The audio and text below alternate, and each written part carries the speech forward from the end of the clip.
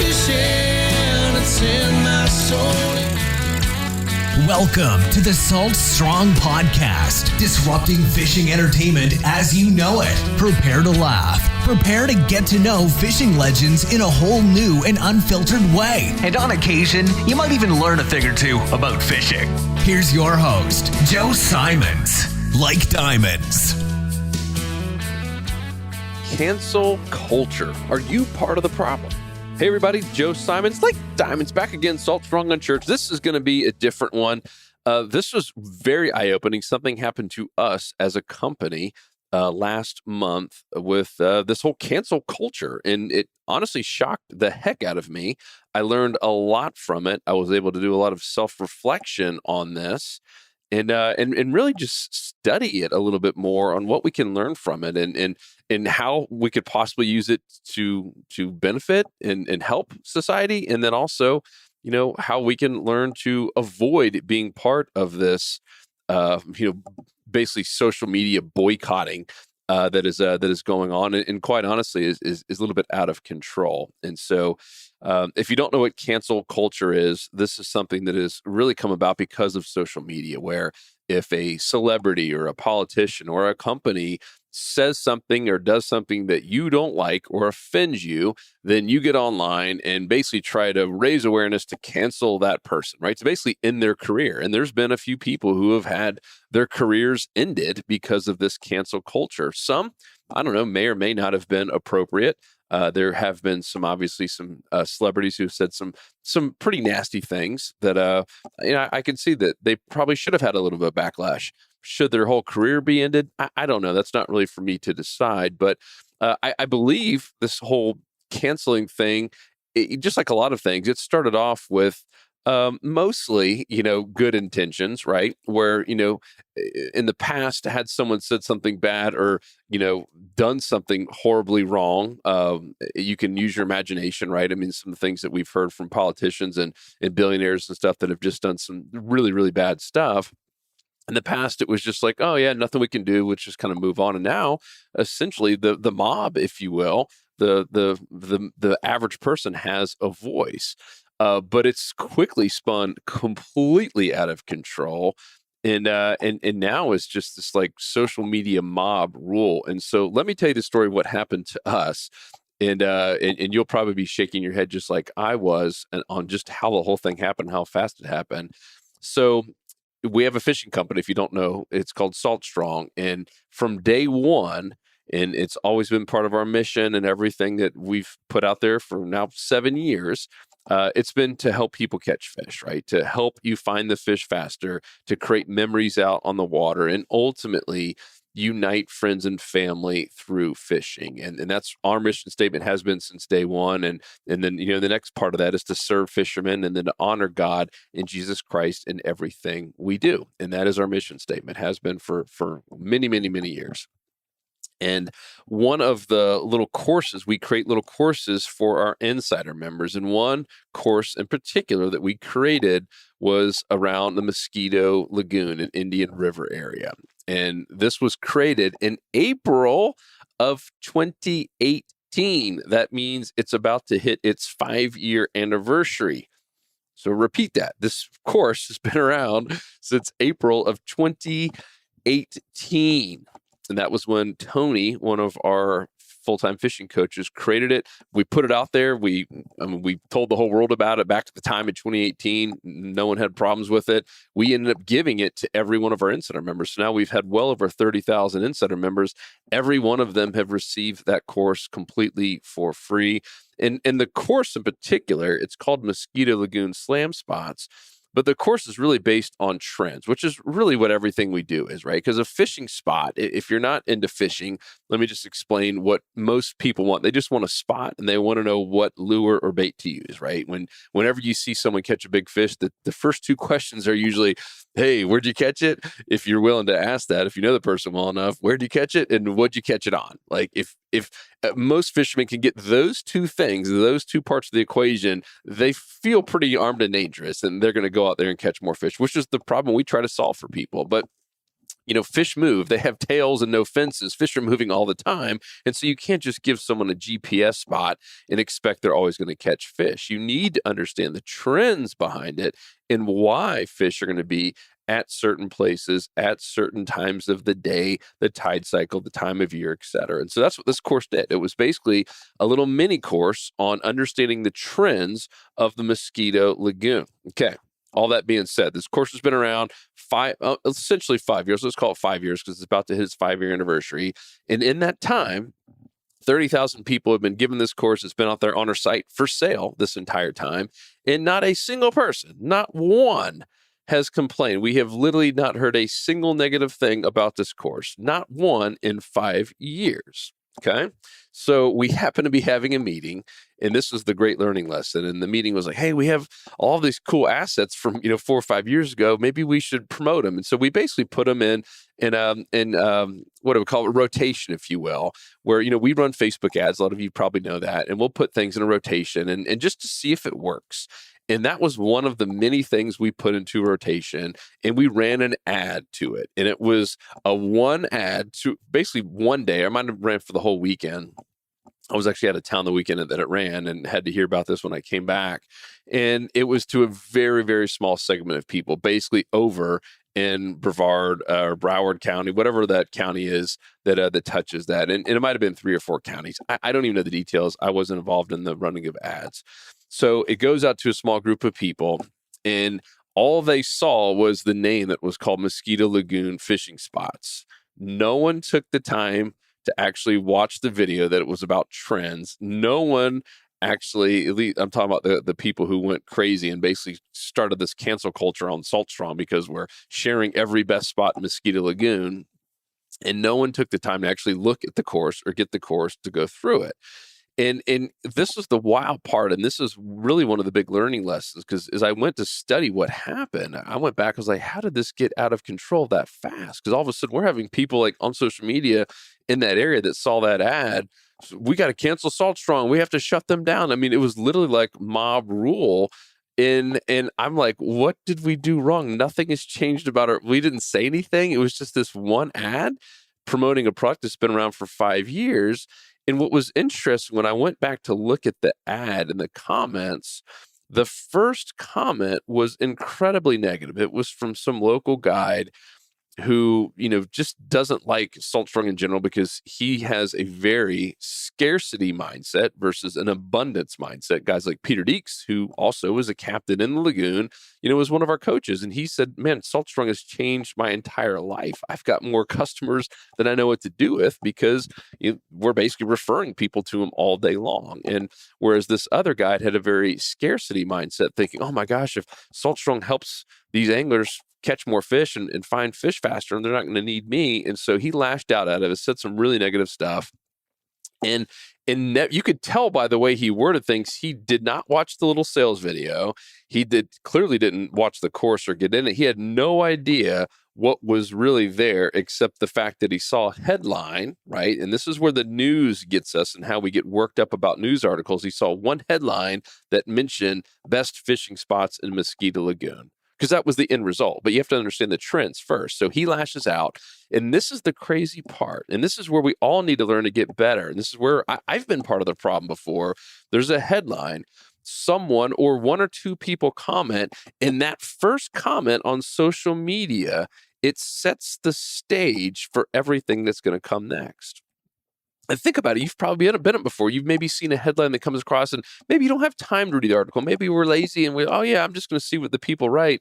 And the first comment, like, oh, wow, it's really positive or it's really negative. They're really fired up about this. And you instantly almost have that same type of mindset, or you want to go the complete opposite and argue with them. It's usually one or the other. And so what happened is this first guy sets the stage, this mindset, and then everyone else starts piling on with no information. They have literally no idea what they're commenting on, except there's a headline up there that says best fishing spots in Mosquito Lagoon, and one guy who's really, really ticked off about it, who also didn't watch the whole video. And then this thing spirals out of control, where we now have people on social media saying, oh man, everyone cancel Salt Strong, like we got to get rid of them. And I was just like, wow. And I could tell just by reading the comments, no one had even taken the time to see what the thing was all about. And here's where it got really, really interesting. So we shut the ad off as quickly as all that stuff started happening. And then a couple of days later, I issued an apology. I was raised, and then we did screw up. Like, here's where we went wrong. We shouldn't have run the ad, right? Mosquito Lagoon, if you don't know the area, it's suffering. And it has been suffering for a decade. It's not like this just happened this year. It'll probably be suffering next year and the year after, which is the sad part.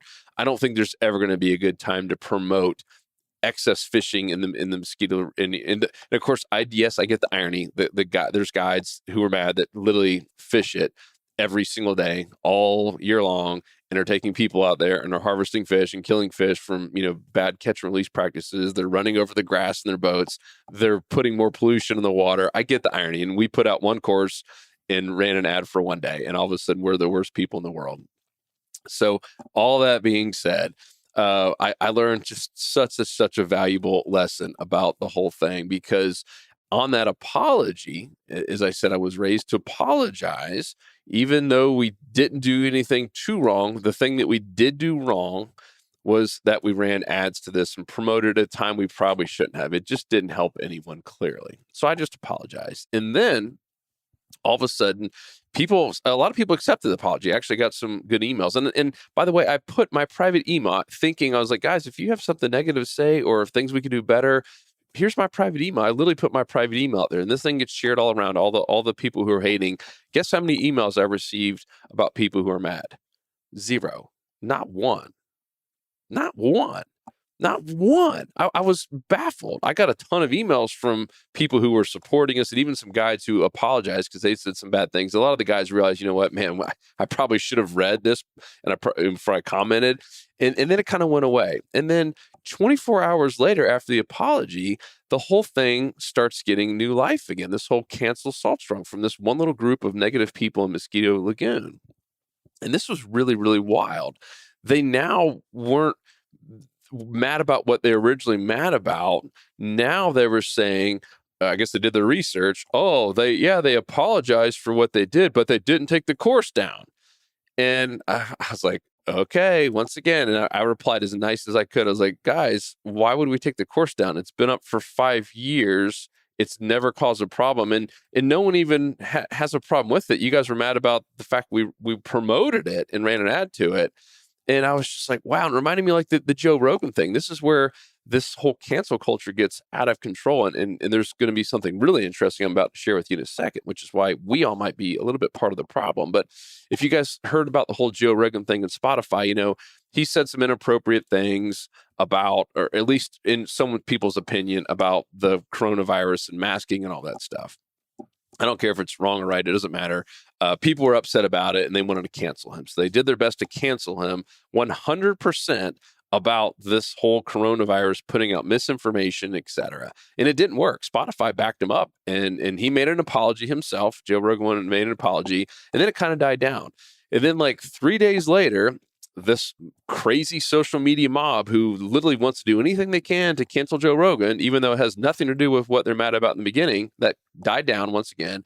And then they went after him for saying an inappropriate word about African Americans. They went and literally found every episode from like 10 years ago up to a few years ago, and found every inappropriate thing he had said and put it way out of context. And then everyone started having their pitchforks trying to get him for that.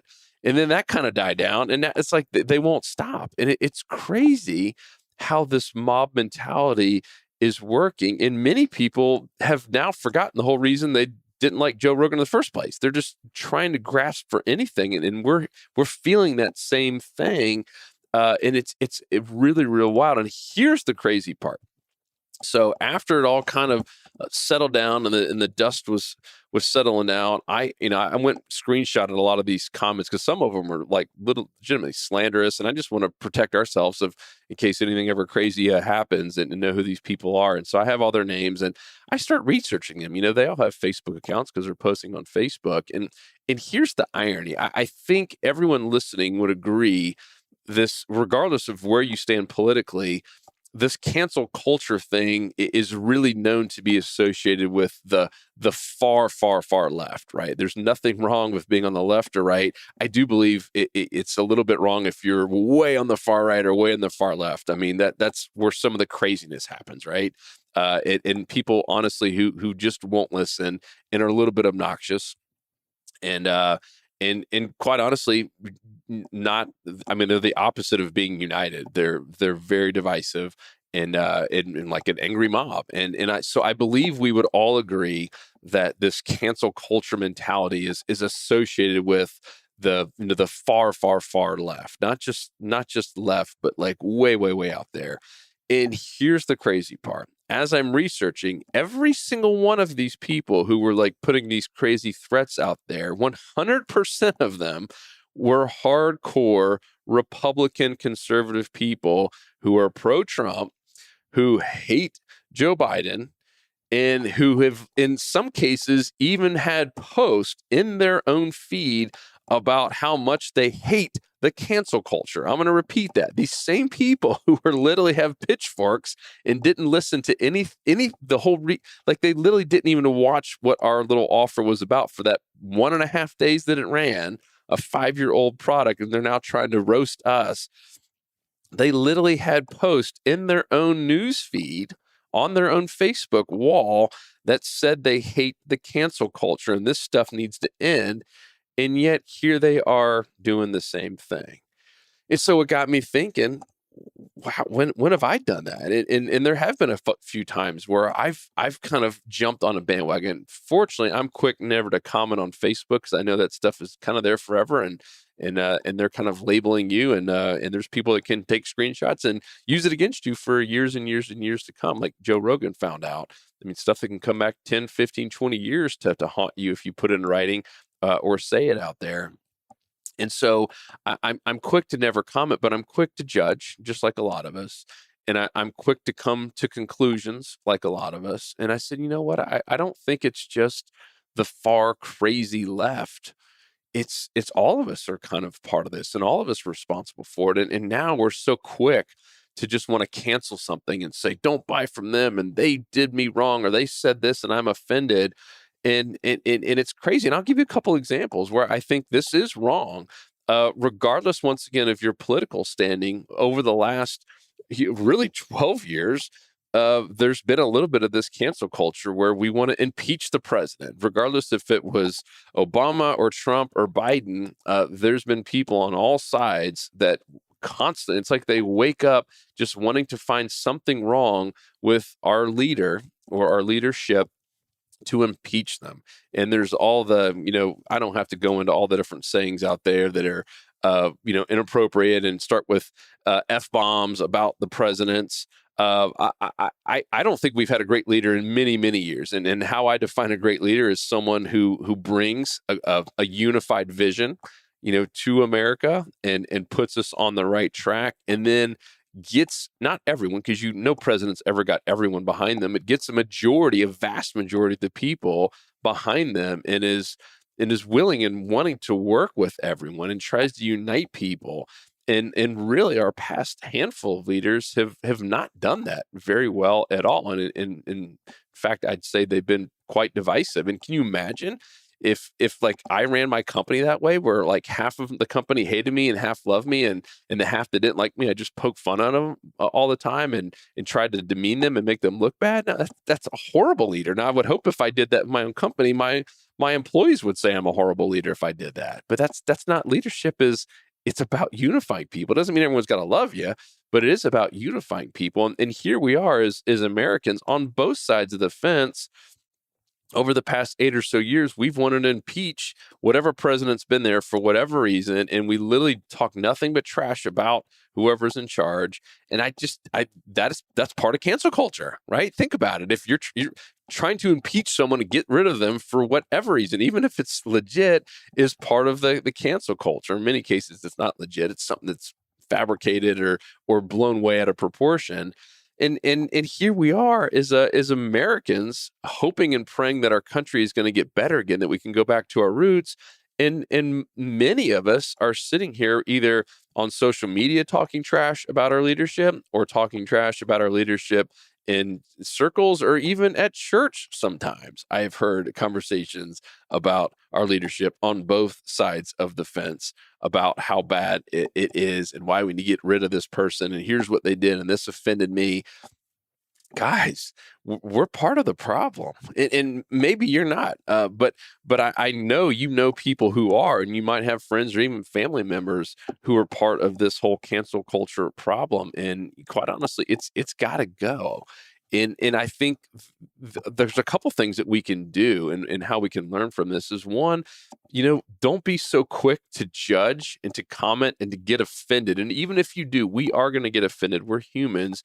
The first thing that you should do is one, I would pray for them and try to ask forgiveness depending on how they offended you. In many cases, it's someone you've never even met. It's just some celebrity or a politician you saw online. But two, I really feel we're calling to pray for these people. And ironically, right after this whole thing happened with us, I got fired up. No one likes, people slandering, your company, especially if they've never even met you. For those of you that have met me and know us, I mean, we're good people. We're not perfect people, but we're good people and we have big hearts and we're doing this for the right reasons. And we truly give everything to God and to Jesus. And we would never in a million years do anything that's going to hurt anyone or hurt even an area or a waterway, etc. And yet we get people bashing us and literally, saying some really, really hurtful and inappropriate things. And I got my feelings hurt. I was fired up, and I ended up going to church.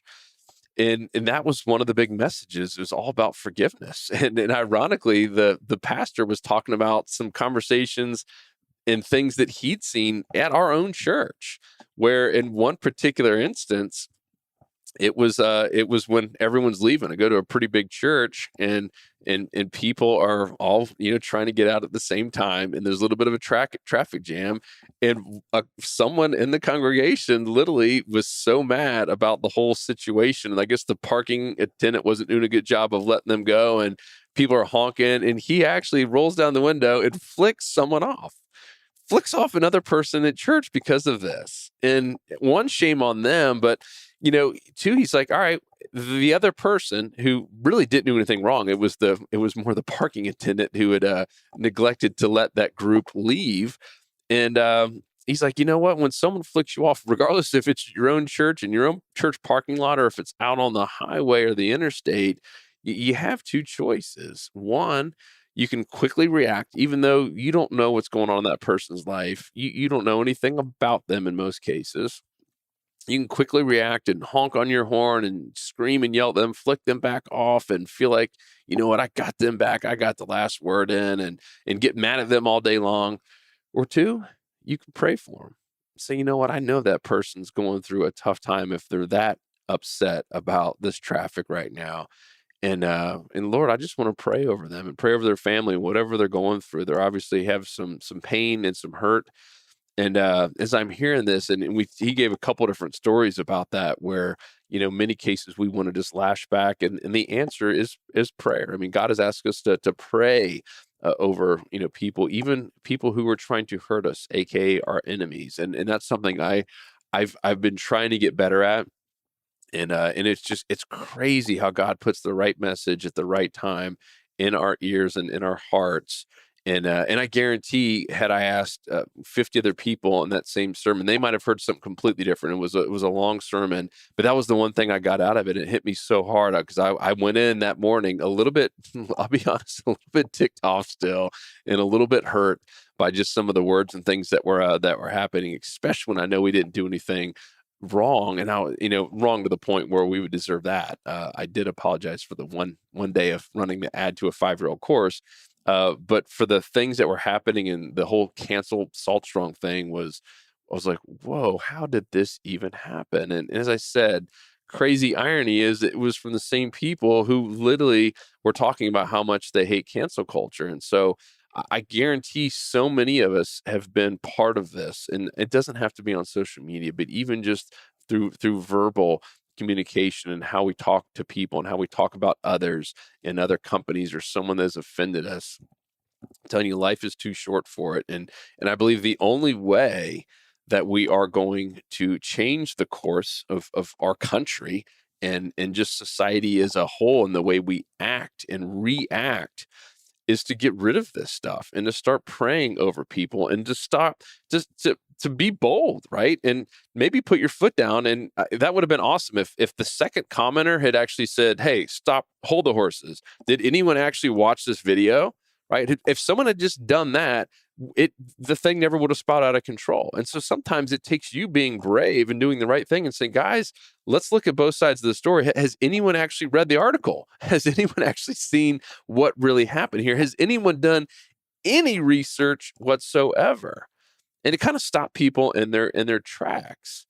I think the other thing, and this is vital, is to teach our kids and our grandkids the right way to do it. They're growing up in this. I mean, 9, 10-year-old kids. My daughter is 10 years old. She does not have a phone yet, but all of her friends do. 100% of her friends in her class have their own cell phone and cellular plan. They can get on Wi-Fi and look at whatever they want for the most part. I know some parents have some parental control, but for the most part, they can go watch, most any YouTube video and look at things. They can get on.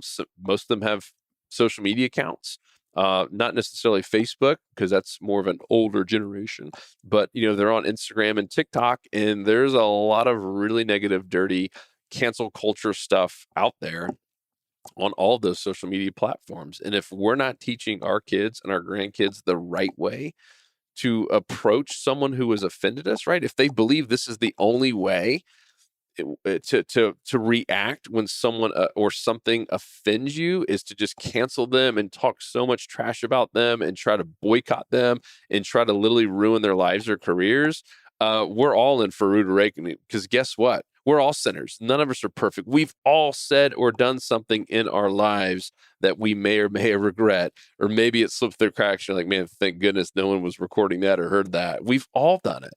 And these days, with the fact that everything's for the most part seems to be recorded, Alexa's listening to everything. You're on hidden cameras and Ring cameras pretty much everywhere you go. People are videotaping everything and looking for every minor flaw whatsoever. There's a good chance, a very good chance, that our kids and grandkids are going to screw up and say something they regret, or do something they regret on camera or on audio. And do you want them to have their lives ruined because of that? Of course not. And so I think, to me and my kids, I'm teaching them right now, and I'm telling them what this whole cancel culture is. And because I want to be the first person to tell them this is absolutely not the way to go about things. This is not how you treat someone who might have offended you. And there are cases where someone offends you, and yes, they might deserve to be punished, but let it go its normal course. Don't try to get on social media, especially if you don't even have all the facts, and start trying to blast someone. And then if all of a sudden you find out you were wrong, try to blast them again for something else you uncovered from 10 years ago. That's not the right way to do it. We've got to teach our kids and our grandkids the right way. That is absolutely vital. The other thing, I mentioned it earlier, I put my private email address out there. Not a single one of these haters actually contacted me. Not a single one. So this is the other answer, is when someone does offend you, or company or celebrity, communicate with them directly. Communicate, right? That's one of the biggest problems in America, is we've forgotten how to communicate. We're so quick to just go on social media, right? We see it all the time. We've seen it with our customer service stuff, where someone gets the wrong thing in the mail by accident. Mistakes happen. And guess what? Instead of actually calling us or emailing us, they go to social media.